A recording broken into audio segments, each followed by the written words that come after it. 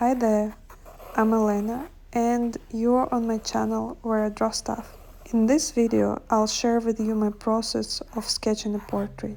I would say it is almost 3/4 view. It has a very dramatic lighting and interesting cast shadows. I use modified Loomis method to construct heads for my portraits. It is 80% Loomis and 20% of everything else that I like to use. A little bit of Rayleigh method, some Asara head planes, and a couple of things I picked up from surfing the YouTube when I was just learning how to draw portraits. For this video, I asked my patrons from Patreon some questions that they can ask me so I can answer them in this video. So let's get right to answer them. First question is, what advice would you give to your younger self art-wise? That's a great question. Let me think. I don't think I have any advice for myself. I was always creative and I was always trying to draw or paint, but somehow it never stuck. I would just get bored by everything super fast. And I just thought that it's part of the character, just needing new things all the time. But 4 years ago, I decided to take art seriously and study it, learn all the boring things, all the difficult things, and practice it daily. And I'm super grateful that I found this passion for portraits that kept me going for years and years. Right now, I still enjoy drawing portraits. It's like a puzzle to me that I solve. And also, I teach other people how to draw them too, which is just insane. I am a tutor in the art school in Melbourne, Australia, and I teach mostly kids and teenagers art classes where we paint, draw, and do some crafts. But I also have my own portrait class on Wednesdays, and this is my favorite class. I can just talk non-stop about planes and features and all these rules, symmetries. Like, it's my favorite thing to talk about.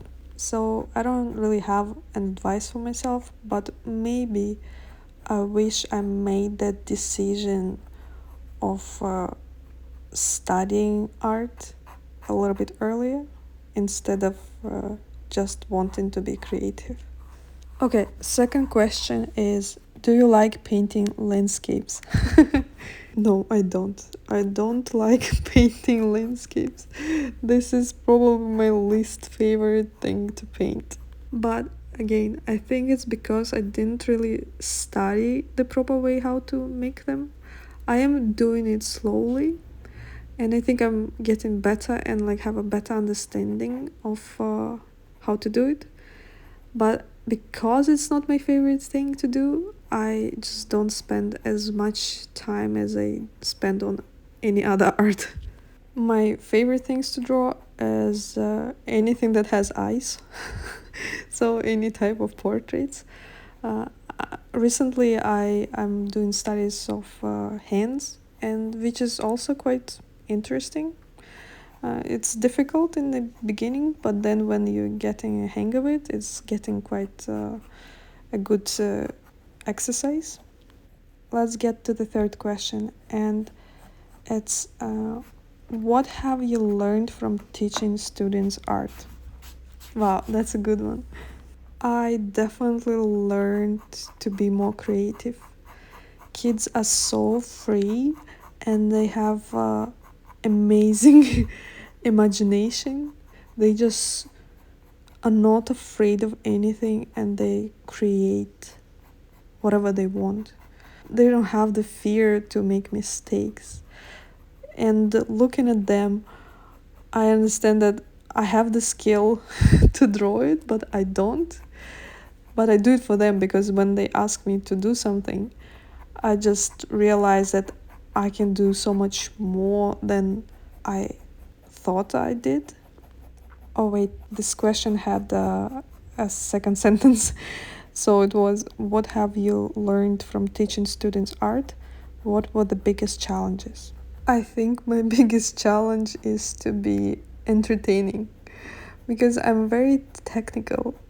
I'm more about giving the knowledge and making you do difficult things and just giving you feedback, pushing you forward, and a little bit less on the motivation, making it fun and exciting.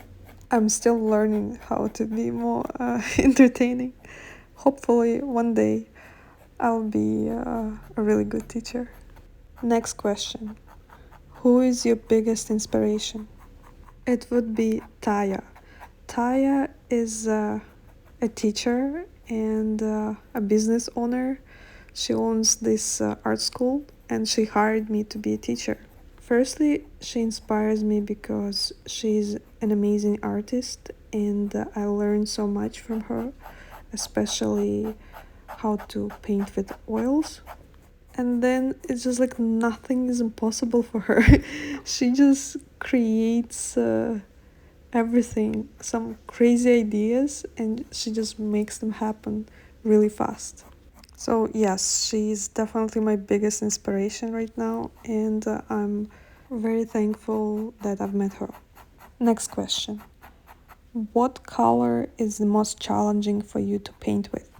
Since I'm doing a lot of portraits, I would say it would be green color because it's just a little bit tricky to paint skin tones with a green color in it. But if it's not portraits, then I don't think I have any problems with colors because I usually just focus on the tones and values. Because usually, if your values are correct, it's gonna be a good drawing anyway, even if you make some colors a little bit dirty.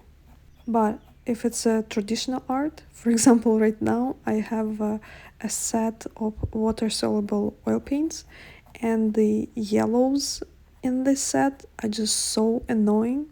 I can't really work with them. I had to order a new yellow. Hopefully, it will be better, like more opaque color and not transparent as these two.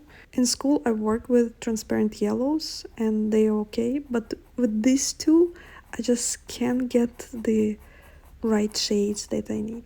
Next question. How are you liking living in Australia overall? I moved to Australia a year ago in December 2022, and now it's December 2023. So, exactly a year ago.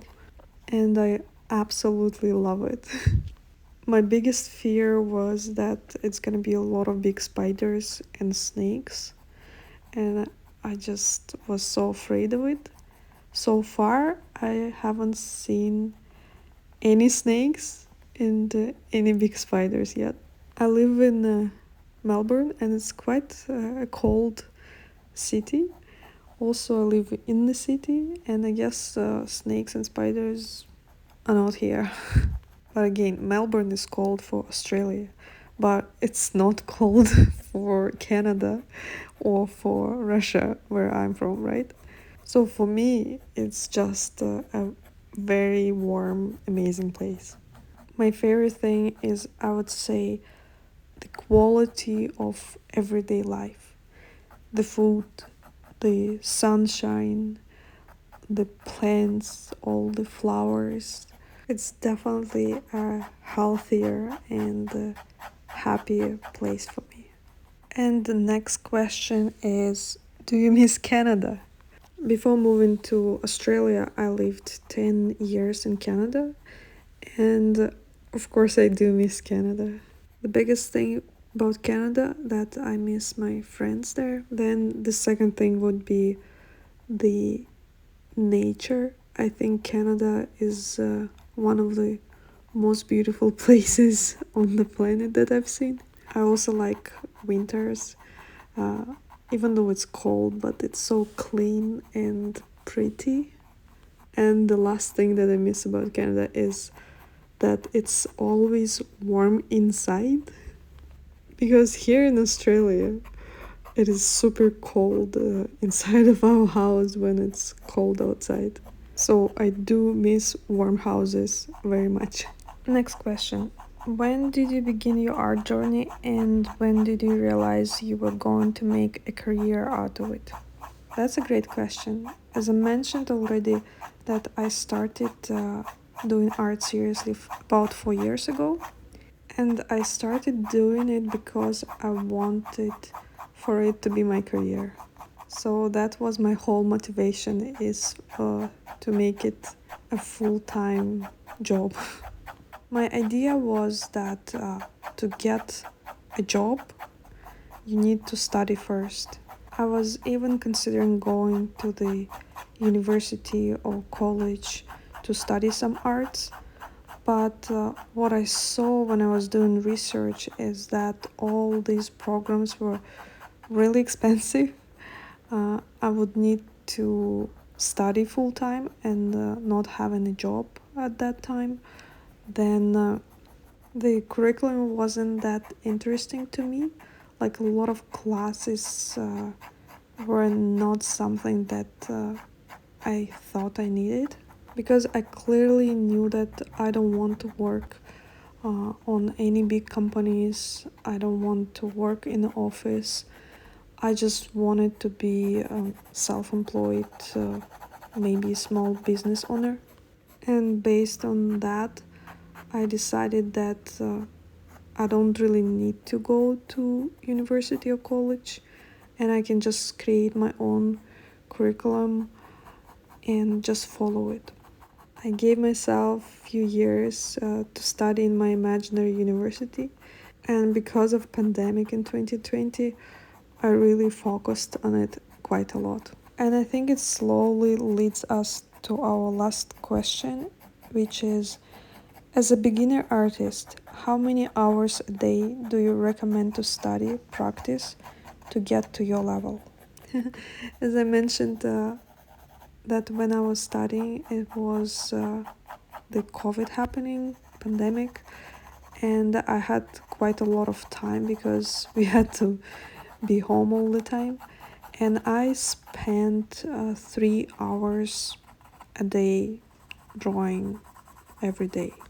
But before COVID, after working in an office all day, then coming home, cooking dinner, I just physically didn't have so much time to spend on the learning how to draw. So in a way, I got lucky being stuck at home for a year. But to boost your results, I would say you definitely need to find a community of other artists that also want to learn similar things. This helps tremendously to improve your art, but also for motivation. Another big one would be finding a mentor to give you feedback. This way, 1 hour studying would worth more than studying 2 hours without any help or feedback. And I think that's it. Thank you so much for asking me all these questions. I really liked them. Some of them challenged me. I hope you enjoyed the process video and me talking. Feel free to ask me more questions in comments and also to suggest new video ideas. Thank you for watching. Bye.